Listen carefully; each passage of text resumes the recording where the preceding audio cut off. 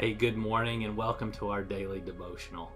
This week we've been taking some time to look at things in our life that may be counterfeit, meaning something less than genuine, or in other words, different than God's maybe intended purpose for our lives. This morning I want to talk to you for just a few moments about your perfect plans. Have you ever had maybe that perfect date, perfect holiday, perfect meal, perfect picture plan before Instagram filters, and it somehow didn't turn out exactly the way you expected it or the way you planned? How many maybe growing up said, I've got it all figured out. I got a plan. I know I did. I was going to do this certain thing by a certain age, and as I got closer to that age, my perfect plan adjusted. The age of achieving it just kind of kept getting pushed back further and further.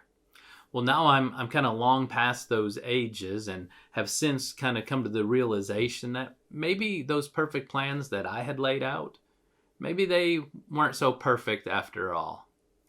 Now, if you haven't yet experienced any of that, let me take you to James chapter 4 this morning. James 4:13 says this, "Come now, you who say, today or tomorrow we will go to such and such a city, spend a year there, buy and sell, and make a profit." See, they had it all figured out. They were going to go to this certain town. They were going to spend some time there. They were going to do some business. They were going to make some money. How often have we done the same?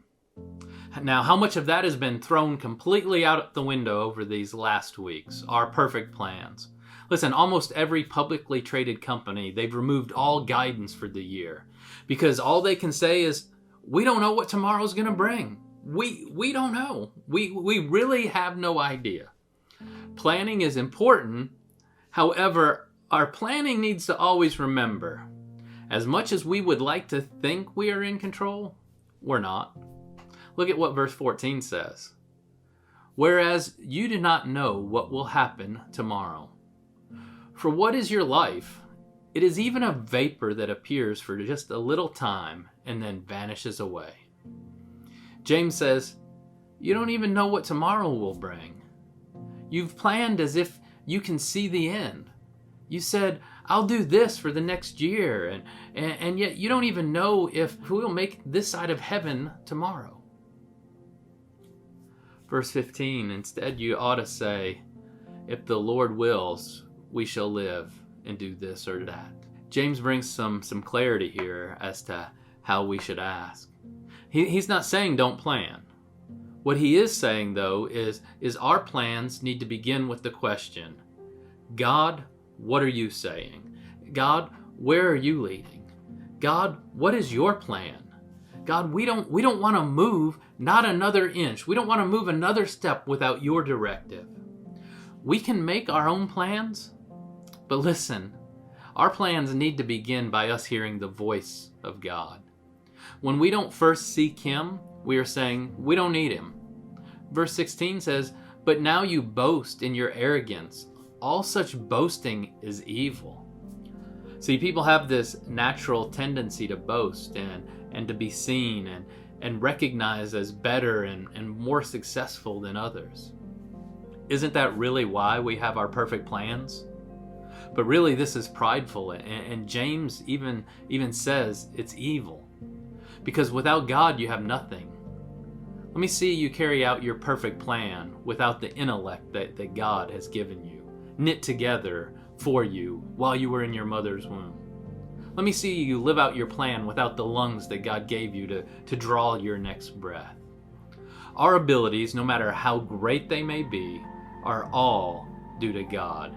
They all rest in His hands. And in addition to this, the future, tomorrow, and even 1 hour from this very moment, it's all in the hands of God. What a person needs to do, what we need to do, is trust God, commit our ways into His hands, acknowledge Him in all things, and at every turn of every day. We may think we have a perfect plan, but listen to me, it's just a cheap imitation. It's an imitation to His plan, the real plan. His word says He has a plan and a purpose. Let's look to His plan. Hey, this morning, before you begin making your plans for the day, why don't you take a moment? Why don't you take a moment to hear His voice? Listen for what He's saying to you. Follow His leading, and you won't go wrong. We love you. We're praying for you. And we are believing that you are going to have a Spirit-led day. Don't forget to like, comment, share, subscribe. Be blessed.